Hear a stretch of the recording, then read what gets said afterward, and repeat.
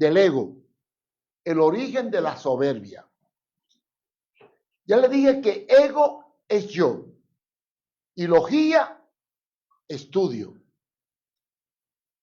Y esto pues en el año 2018, estando en Miami, yo tuve un sueño. Y soñaba que estaba con un hombre que me empezó a dictar un libro.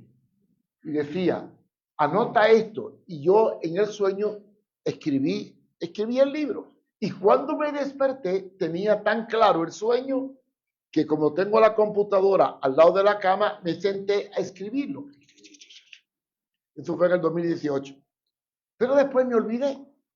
El año pasado fui a la casa y empecé a borrar el disco duro porque la computadora estaba muy lenta. Y de pronto me encuentro un archivo que decía egología. Y dije, ¿y esto qué es? Lo abro y era el escrito del sueño. Entonces lo saqué en una memoria, me lo traje para acá y entonces terminé el libro con el sueño que tuve. ¿Qué produjo el pecado? La pregunta clave es, ¿qué produjo el pecado? La caída. ¿Y qué produjo la caída? Ahí vamos a entrar. Quiero que busquen Génesis capítulo 3, versículo 7. ¿Qué produjo la caída?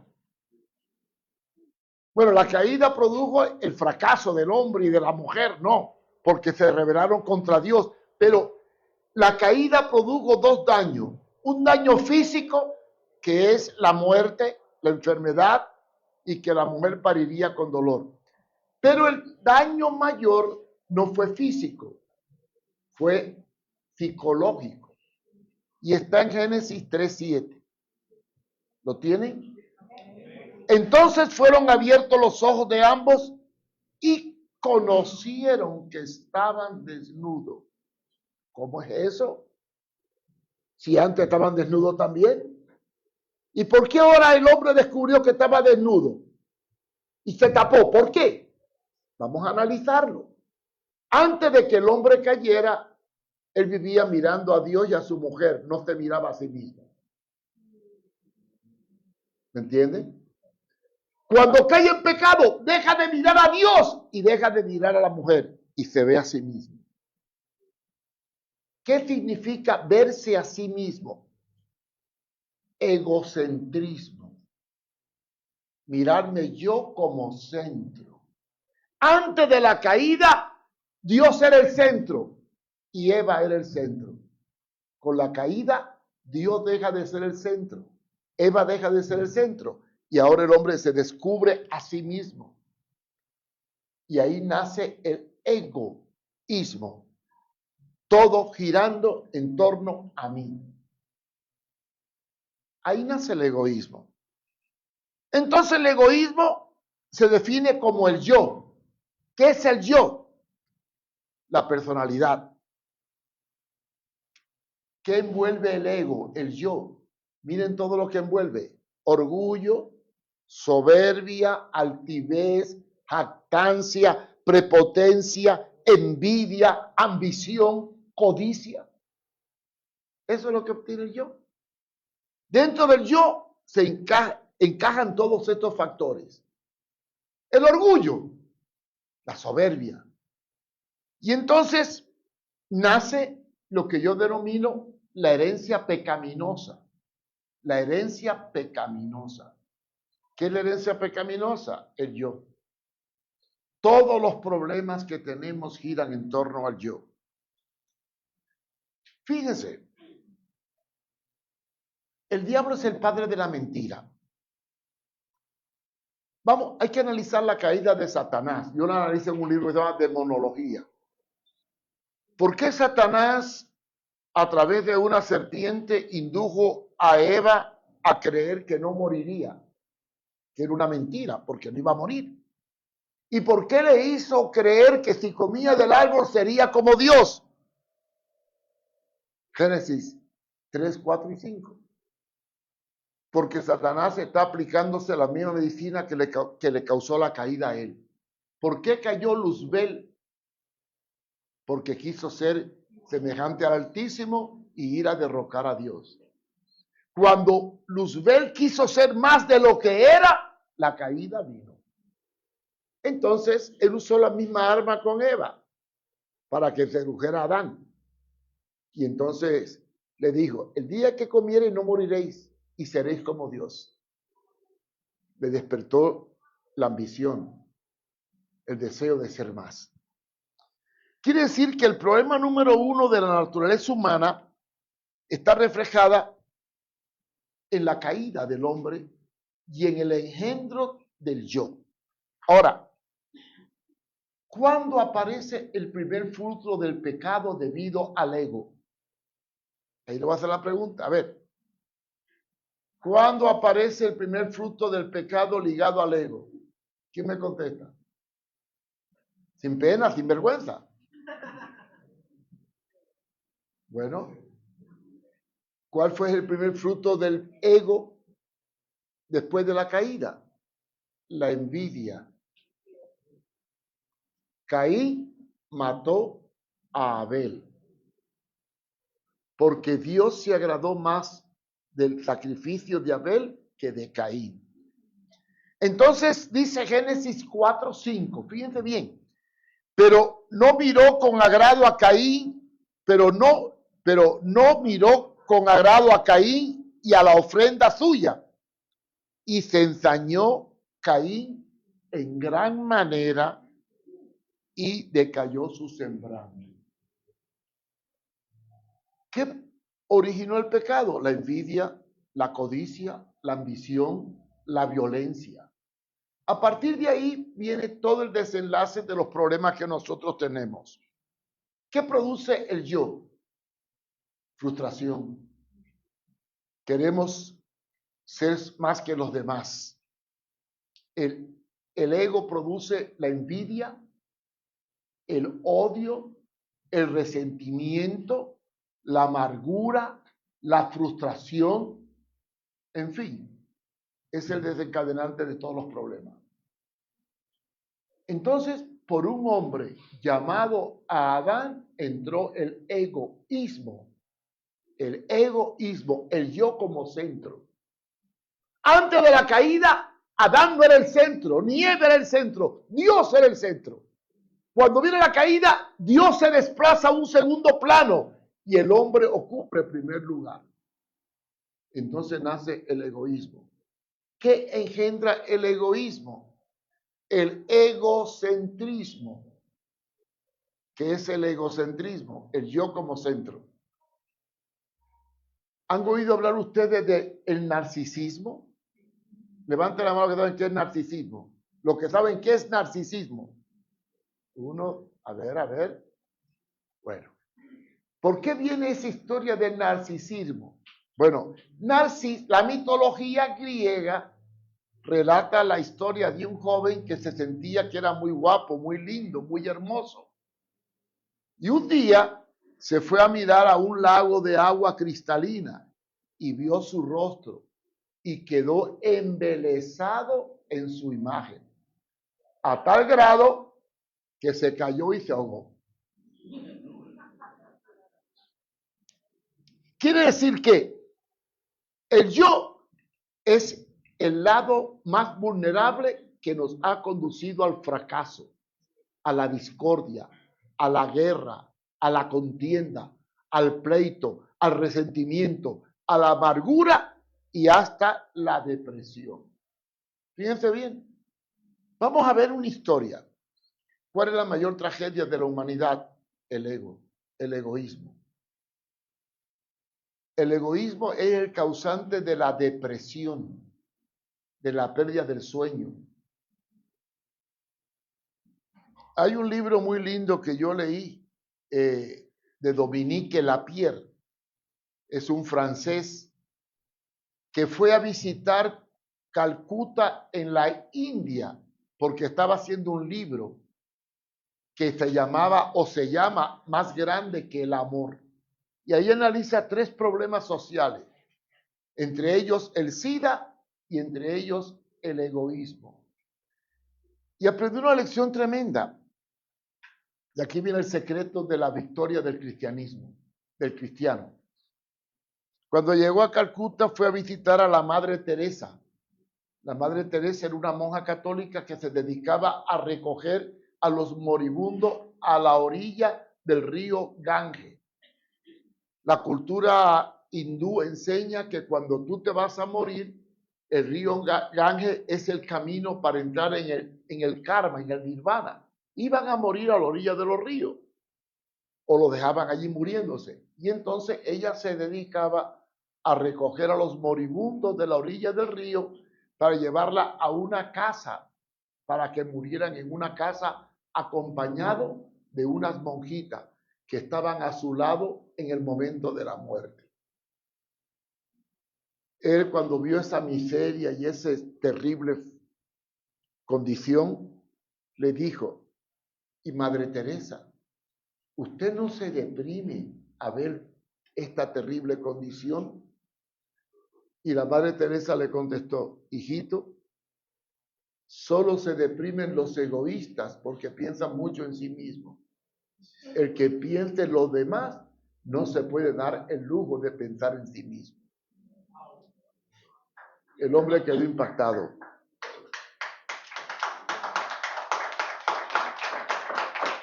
Ahora, ¿cuál es el antídoto para poder resolver el egoísmo? O el ego como punto de partida de todos los problemas que tenemos. La contienda, la envidia, el celo. ¿Cómo? Bueno, voy a dar el antídoto. Aquí hay un secreto tremendo entre el primer Adán y el segundo Adán. El primer Adán trajo el pecado, engendró el yo. El segundo Adán es Jesucristo. Vino a deshacer las obras del maligno y a destruir el factor detonante en la vida de las personas para poder triunfar. ¿Cuál es el problema número uno? Bueno, ahora vamos a la Biblia. ¿Sabe que nosotros tenemos una doctrina muy rara que no es bíblica? No se ofendan, pero el que quiera aceptar a Cristo, levante la mano.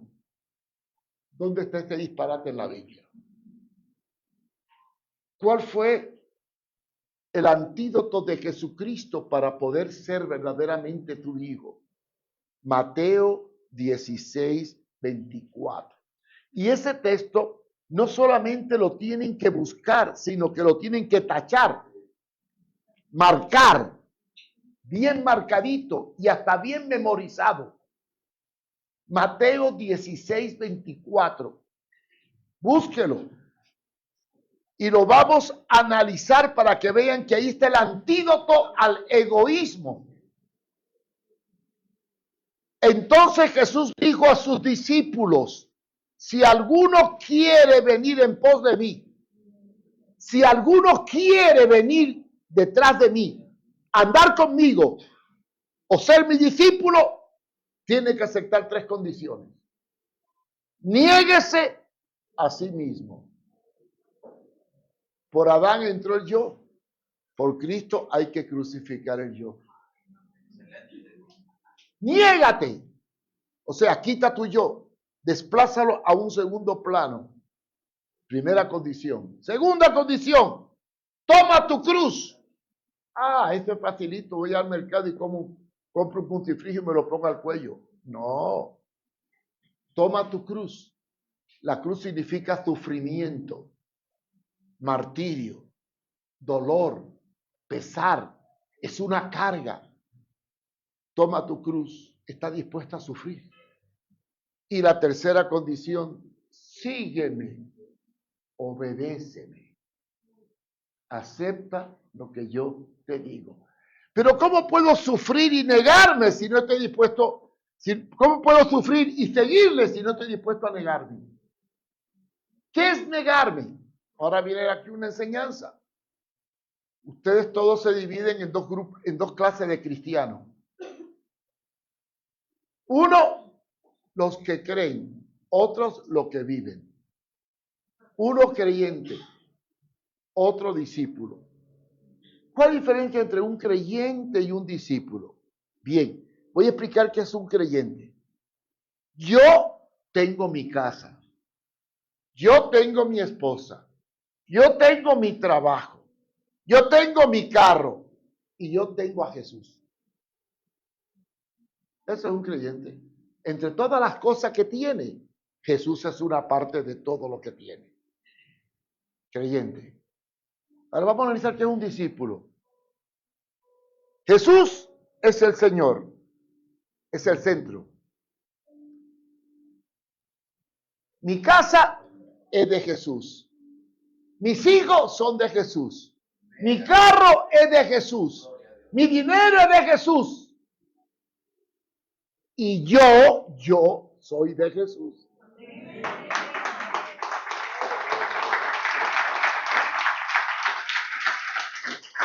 Pero, ¿cómo puedo quitar el yo y ponerlo en un segundo plano? ¿Y cómo se manifiesta el ego, el yo? Con la prepotencia, con la soberbia, poniendo mi foto, mi nombre, permitiendo el culto a la persona, mencionando yo. ¿Sabe que a mí me da un coraje cuando oigo a los políticos? Hay algunos que padecen de egolatría o son antropocéntricos. Quieren que todo gire alrededor de ellos mismos. ¿Han oído hablar de la historia del sapo que quería volar? ¿Conocen la historia? No. Pues había una reunión de sapitos, de ranitas, ¿no? Y una ranita le decía a la otra, ay, cuando veo a los pajaritos volar, yo quisiera volar. Entonces se le acerca un pajarito, dos pajaritos y dice, ¿quiere volar, sapito? Sí. Mira, agárrate de un palito y nosotros te levantamos por el aire para que vuele. Y entonces el sapito se agarró del palito y los dos pajaritos levantaron al sapito en el aire. Los demás sapos al verlo dijeron, ¿eres tú, sapo? Dijo, yo. ¡Pum! Cayó y se reventó. El yo nos lleva al fracaso. El yo es la causa de todos los problemas que tenemos a nivel matrimonial, a nivel familiar, a nivel social y a nivel espiritual. ¿Cómo podemos nosotros doblegar el yo? Aquí viene el secreto. 1 Corintios 2:16. ¿Cómo puedo doblegar el yo? Pablo hace dos preguntas. Dos preguntas nada más. ¿Quién conoció la mente del Señor? Segunda pregunta. ¿Quién la instruirá? Y entonces viene la respuesta. Mas nosotros tenemos la mente de Cristo. ¿Qué significa tener la mente de Cristo? ¿Y cómo alcanzamos la mente de Cristo? Uno, desplazando el yo a un segundo plano y poniendo a Jesús como el primer plano. Y aquí hay un libro muy lindo que yo leí cuando me convertí y me ayudó mucho. El libro, yo no me acuerdo quién es el autor, pero sí me acuerdo del nombre. En sus pasos, ¿qué haría usted? En sus pasos, ¿qué haría usted? Y el escritor decía que para poder tener una vida victoriosa y desplazar el yo a un segundo plano, a la hora de tener un conflicto, un problema, una decisión, nos hacemos dos preguntas. La primera, ¿qué haría Mario Fumero? La segunda, ¿qué haría Jesús en mi lugar? Si yo me hago estas dos preguntas, indudablemente si tengo la mente de Cristo, voy a saber cuál es la respuesta. No la de Mario Fumero, sino la de Jesucristo en mi lugar. Ahí viene el secreto de la enseñanza más linda de la Biblia sobre el desplazamiento del ego a un segundo plano, que es Gálatas 2:20. Yo creo que ese lo sabe todo el mundo porque se cita mucho en la iglesia. Se cita, pero no se entiende. Con Cristo estoy juntamente crucificado y ya no vivo yo, mas Cristo vive en mí. Y lo que ahora vivo en la carne, lo vivo para agradar al Hijo de Dios, el cual me amó y se entregó a mí mismo. Ya no vivo yo. Cuando nosotros logramos desplazar el yo a un segundo plano, automáticamente alcanzamos la victoria. Qué difícil es entender este secreto, desplazar el yo y poner a Cristo en primer lugar. Esto me ha ayudado mucho. Le voy a contar algo. Cuando llegué a España, los españoles son muy mal hablados. Y en España a cualquiera le menten la madre y usan una expresión muy vulgar. No me atrevo a decirla, pero hacen una expresión terrible y son católicos. ¿Cómo podía yo vivir en una cultura donde te mientan la madre cuando en mi país mentarle la madre a un cubano es pelea segura? ¿Sí? Decirle a un cubano, tu madre, le contesta, la tuya, y se armó. Sí, así es. Pues llego a España, yo iba, a los primeros días fue muy duro. Si no hubiera tenido a Cristo en primer lugar, olvídate tú. Iba yo manejando mi carro, y allá le dicen coche, y un hombre se paró en medio de la calle a conversar con uno que estaba al lado. En vez de echarse un ladito, ¿verdad? Se puso en medio de la calle a hablar con la persona y no podía pasar. Y claro, ahí estaba hablando, yo le toqué la bocina, pi, para que se echara a un lado para yo poder pasar. Y el hombre sale por la ventana, ¡tu madre! Ay, madre mía. Me dio una cólera, pero empecé. ¿Qué haría yo? Le diría la tuya. ¿Qué haría Cristo? Lo bendeciría. Entonces, por fin se arrimó, me acerqué, bajé el cristal y lo que él esperaba es que yo le diga una mala palabra, ¿no? Gracias, le daré saludo cuando llegue. Y me fui. Se quedó asustado. Vence con el bien el mal. El día que aprendamos a deponer el yo en un segundo plano y a poner a Cristo enfrente, muchos problemas grandes se van a hacer pequeños. Muchos conflictos de relación se van a terminar. Y no vamos a perder el sueño ni nos va a dar úlcera. ¿Qué produce una vida egocéntrica? Frustración, fracaso, tristeza, amargura, cólera, ira, venganza. ¿Qué daño produce? Problemas de insomnio, depresión, ansiedad. Qué sencillo es aceptar, ya no vivo yo. Entonces yo le dije, la clave de la victoria de un cristiano no está en venir a la iglesia, no está en leer la Biblia, no está en cantar corito, está en desplazar el ego detrás para que Cristo vaya adelante. Sencillo. Entonces, todos heredamos el ego. Todos tenemos un yo. Todos. Porque en el yo está la personalidad del ser. Ahora, ¿cómo manejamos el yo para que no se convierta en un problema de relación personal? Hay tres formas de manejar el ego: sojuzgarlo, atenuarlo, sojuzgarlo o reprimirlo. Atenuarlo, sojuzgarlo o reprimirlo. Lo voy a explicar. Atenuarlo. Cuando un niño nace, lo primero que va a manifestar es el yo, la terquedad. La primera palabra que dice un niño es mío. Quiere que la mamá lo cargue. Quiere lo que otro niño quiere. Ustedes van a ver en un niño de 6 meses al año y medio actitudes egoístas. El ego se manifiesta. Cuando no le dan lo que quiera, grita. Cuando no le gusta algo, lo escupe. Empieza a imponer lo que él quiere. El yo se manifiesta antes del razonamiento o la inteligencia. Lo primero que hace el niño es imponer su criterio. Y ahí viene la formación. Por ejemplo, voy a poner un ejemplito. No le puedo dar mucho porque tendría mucho tiempo. Y el pastor se robó bastante.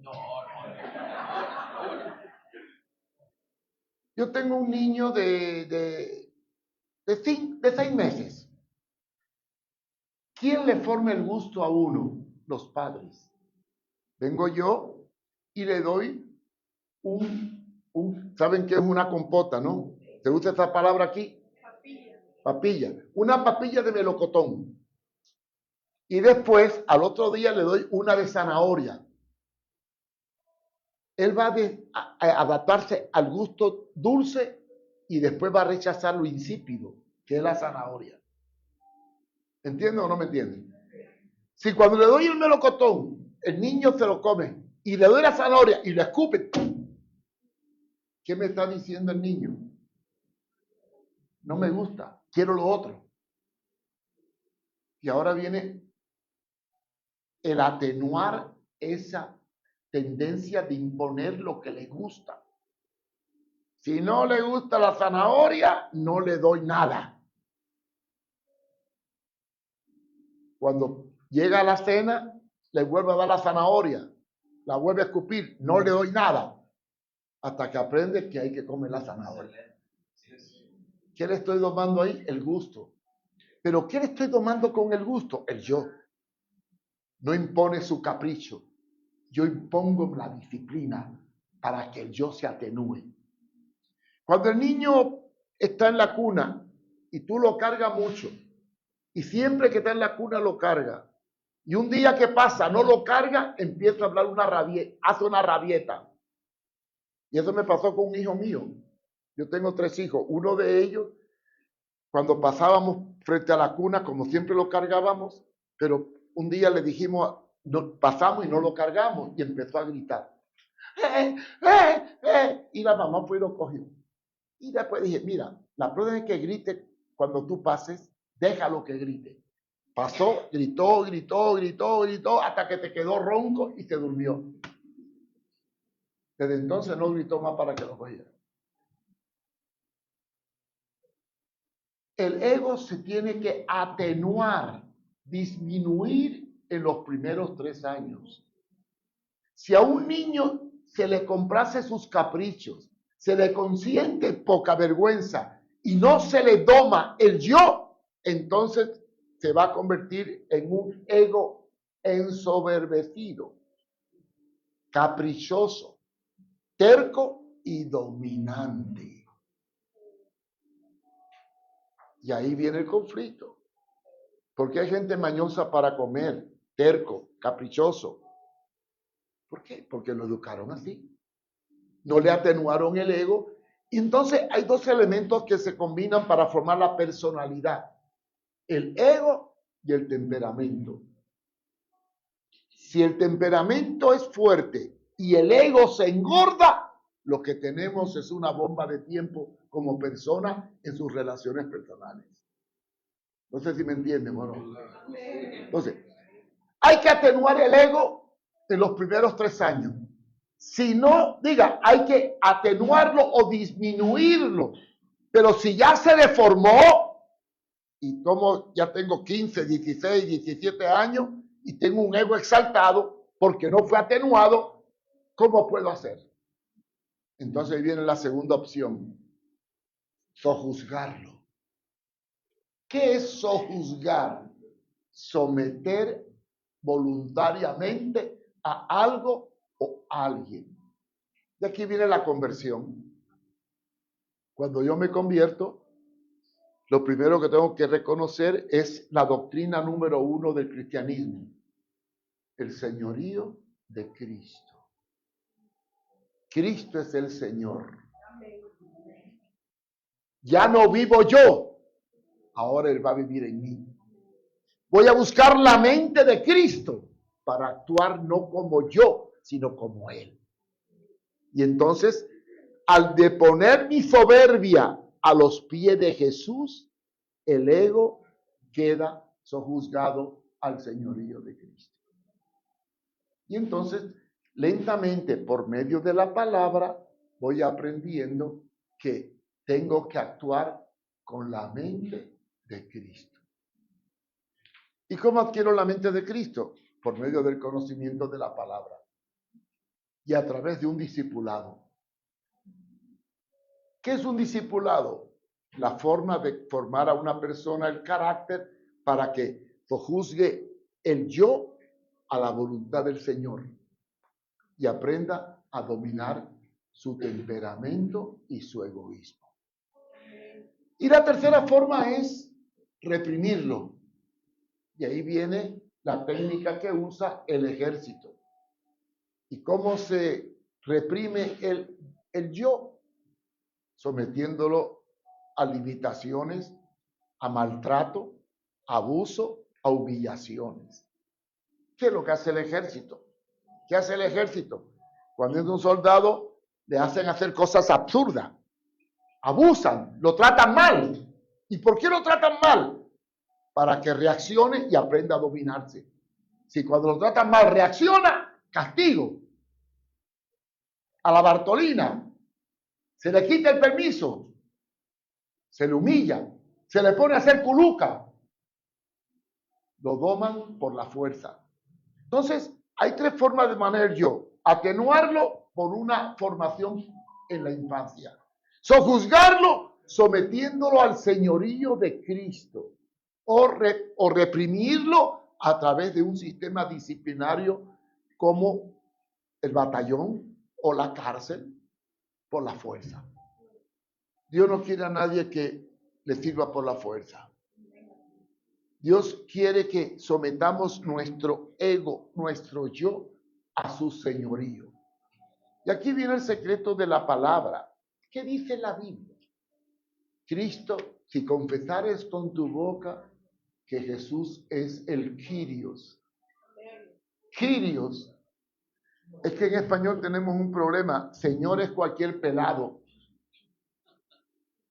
Por eso es que Señor en español, lo único que se diferencia, un Señor poderoso de un Señor cualquiera, es una minúscula y una mayúscula. Pero tenemos problemas. Yo una vez estaba en una iglesia orando, Señor, Señor, y el que estaba delante dijo, dígame qué quiere. No, es con el de arriba. En inglés no hay ese problema. En inglés hay tres palabras para decir Señor. Sir, Señor distinguido, Mister, Señor cualquiera, y Lord, Señor soberano. Si yo oro en una iglesia americana y digo, oh my Lord, nadie se va a confundir. Porque es soberano, dueño, absoluto. Pero si oro en español, Señor, Señor. ¿Y qué Señor si todos somos señores? Cuando nosotros aceptamos a Jesucristo, no lo aceptamos como un salvador, como un protector. Lo aceptamos como un dueño. Dueño de nuestras vidas. Por eso, no puede haber una conversión si no hay un sometimiento del yo al señorío de Cristo. Si confesares con tu boca que Jesús es el Salvador, el Señor. Si confesares que tu boca que Jesús es el soberano sobre tu vida y creyeres en tu corazón que Dios le levantó de los muertos, serás salvo. Y ahí se cumple el llamamiento de Cristo. El llamamiento de Cristo es claro. Vosotros sois mis discípulos si hacéis lo que yo os mando. Amén. Y el que quiera ser mi discípulo, niéguese a sí mismo. Ponga su yo detrás y a Cristo delante. Hermanos, si nosotros atenuáramos o sojuzgáramos el yo, nuestra vida sería muy diferente. No tendríamos rencor, ni amargura, ni frustración, aunque tengamos muchos problemas. Aunque nos traicionen, nos ofendan, nos engañen, estaríamos tranquilos, porque tendríamos la mente de Cristo. Bienaventurados cuando por mi causa os vituperen y os maldigan y digan toda clase de mal contra vosotros mintiendo. Gozaos, porque vuestra recompensa es grande en los cielos. Y concluyo con una expresión. No hay nada más terrible en un cristiano que viva con el yo delante. Y lo que más le temo, cuando una persona está yo aquí, yo puedo, yo. Cuando tiene ese yo delante, difícilmente Cristo puede ser el Señor de su vida. Porque cuando soy cristiano, ya no vivo yo. Ya no vivo yo. Ahora vive Cristo en mí. Vamos a orar. Padre, te damos gracias por tu palabra. Creemos que ser cristiano es poner nuestro yo bajo el señorío de Jesucristo. Es poder decir como el apóstol Pablo, ya no vivo yo, porque lo que vivo en la carne lo vivo para agradar al Hijo de Dios, que dio su vida por mí. Cuando el yo domina, los conflictos son grandes. La frustración y la ambición es grande. Pero cuando el yo se sojuzga al señorío de Cristo, todas las cosas obran para bien, porque te amamos. Ayúdanos, oh Dios, a poner nuestro ego bajo tu señorío, para que tengamos paz en medio de la tormenta. Para que podamos decir como el salmista David, aunque ande en el valle de sombra y de muerte, no temeré, porque tú estás conmigo. Ayúdame a confesarte, no solamente como el Salvador, el guardador, el sanador, sino como el dueño absoluto de mi vida, para que yo sea siervo tuyo y tú seas el dueño de mi vida. Me pongo en tus manos, Señor, porque nada de lo que tengo es mío. Todo lo que tengo tú me lo diste prestado, porque si vivo, para el Señor vivo. Si muero, para el Señor muero. Sea que viva o sea que muera, soy tuyo, Señor. Ayúdanos a entender esto. Te lo pido en el nombre de Jesús. Amén, amén. Dios le bendiga, Dios le guarde.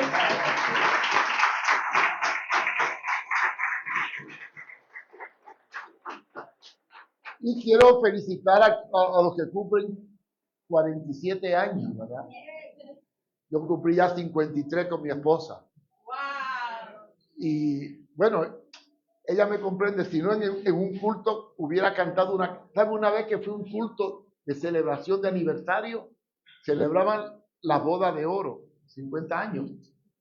Y pasó el marido, le doy gracias a Dios por la mujer que el Señor me dio. Y después pasó a la mujer, y yo le doy gracias al marido que Dios me dio. Y le quiero cantar una canción. ¿Qué canción? No puedo más con esta cruz, no puedo, mi Cristo. Dios le bendiga.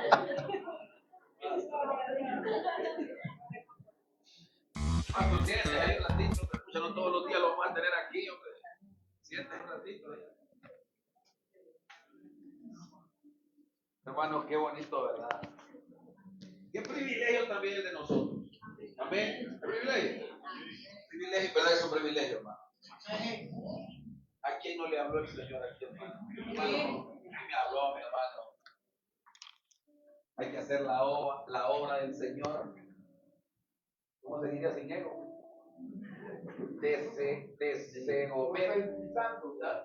Repítelo, desegocializándose. Hermano,